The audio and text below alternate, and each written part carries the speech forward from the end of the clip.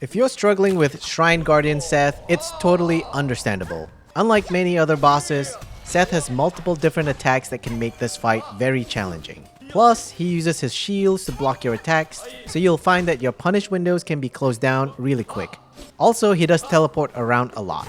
And so, in this guide, I'll help you navigate his moves and show you my strategy to beat Seth once and for all.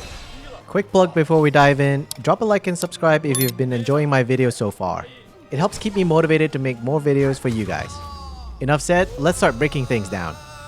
As I said before, what makes this fight challenging is that Seth teleports around a lot and has so many different moves, so you do have to react very quickly.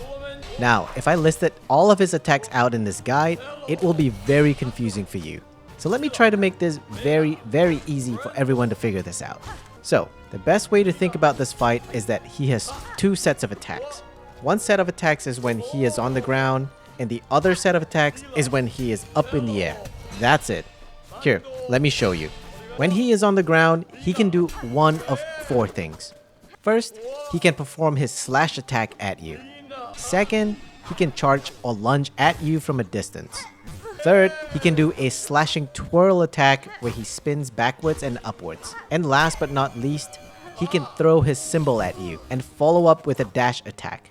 The best way to counter these ground attacks is to stay mid-distance from Seth and bait some of his attacks so you can pogo him, or do a quick dash in and hit him. Just be mindful that he is pretty aggressive, so if you do try to sneak in a few more hits in, he'll hit you back for sure. If you do want to play aggressive and go in for quick hits, you certainly can. But do note that you'll be trading hits with him a lot with this playstyle, and you have to continuously heal and regen Silk along the way. The next set of attacks is when he's up in the air.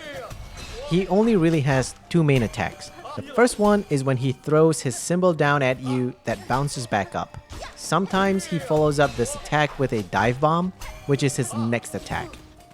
When he does his dive bomb attack, he typically follows up with a lunge attack.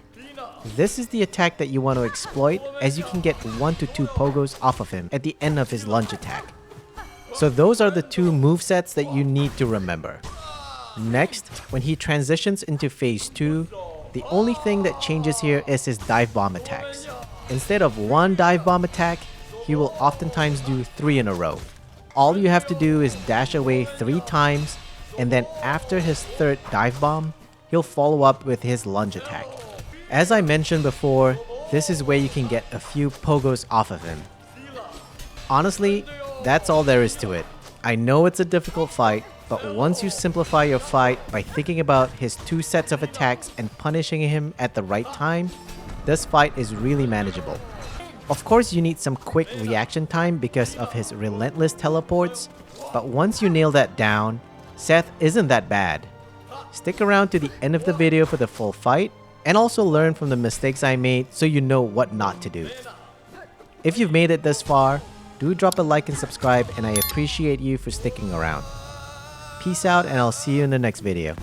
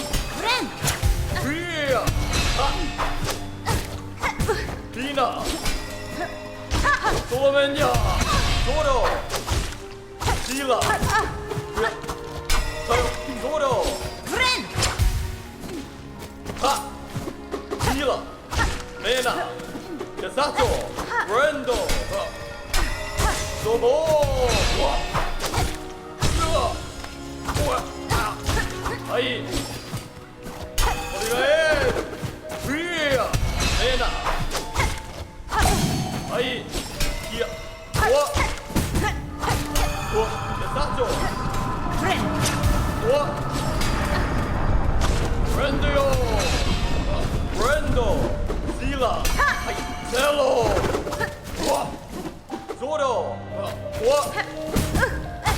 자요 리나 와 브랜도 와 브랜드 무서 소맨야 위야 소보 실라 첼로 소보 소맨야 브랜드요 소맨야 소보 첼로 대타소 아이 어디가 해 소맨야 어디가 해 브랜드요 실라 메나 브랜드 아이 저요 실라 대타소 어디가 해 첼로 어디가 해 첼로 리나 와 소맨야 실라 리나 와 리나 와 소보 실라 첼로 만도 어디가 해 브랜드요 실라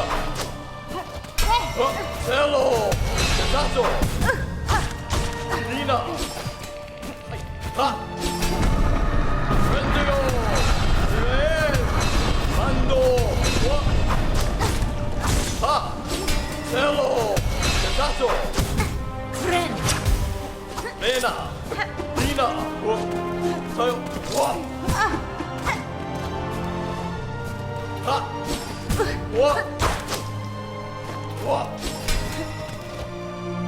메나 아이